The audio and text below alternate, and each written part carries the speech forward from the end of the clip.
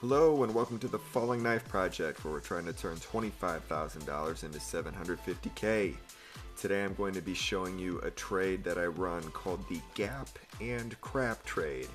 Now this is not a trade that I run inside of the Falling Knife Ensemble, but it is a trade that I run in my regular trading portfolio.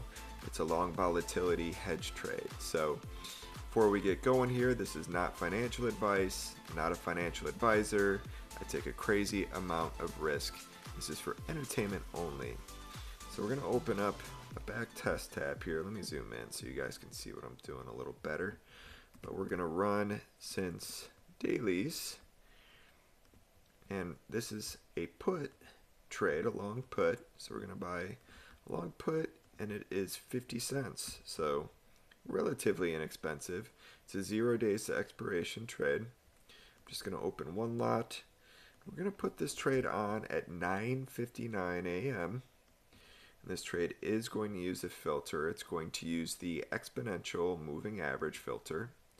And we're going to put this trade on when the 5-minute EMA is greater than the 40-minute EMA. Okay? So basically that's when the market is kind of drifting up or has moved up in the first 30 minutes. More or less is roughly kind of what that filter does. Not always, but commissions and fees, we'll add some of those. We'll add a little slippage. And then we'll let this bad boy run. So, why do I think that this trade works? Why 9:59 a.m.? Well, there is a lot of data that comes out at 10 a.m. that drives a lot of different market movement. And I think that's part of why this trade works. So the market kind of drifts up or moves up right before that 10 a.m. data release. And then sometimes we get a data release that really can drive downward movement. Even if it's not immediately, it might be later in the day. Okay, so this is done running. You can see that we are positive $29,000. Capture rate 104%. We make $54 per trade on average. Max winner, you can see that's huge, $10,000. So hugely disproportionate wins, okay, on this trade. And our win percentage is only 3.4%, which stinks. Okay, so that's super low. Here's the equity curve. Pretty good looking curve, okay? And then you can see it's profitable the last 4 years. This is not a trade I would ever consider running in isolation. Something I would consider running in an ensemble, but just like the last video, this is a very difficult trade to run both in an ensemble and in isolation. Here's why. Look at this stretch right here. So from December of 2024 all the way to October of 2025, we had no wins. So 10, 11 months. Are you going to be able to go without a win and keep running this? I'm personally pretty frustrated with this trade because I did just that, where I've been running this for the last 2 years, and then I was looking at reporting for 2025, and I saw that this trade was dragging, $3,000-$4,000, and I said I need to stop running this. I kid you not, it was right here that I stopped running it, and the very next week there was a winner right here, which was, let's see how much that was, make me relive my nightmare, $10,000 winner.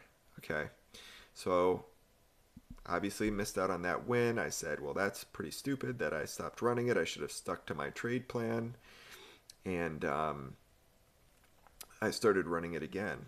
Okay, so started running it again right here, and sure enough, it wasn't too long before there was another winner. That was actually a couple weeks ago.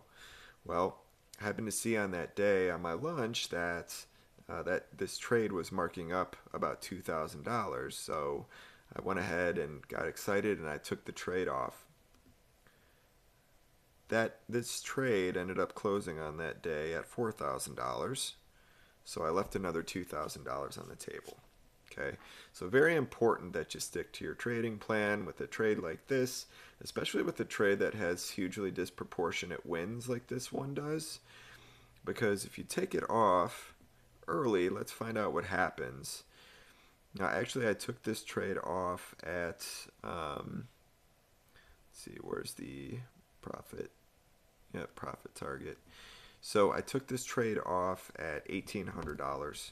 Okay, so it's even worse than I led on to.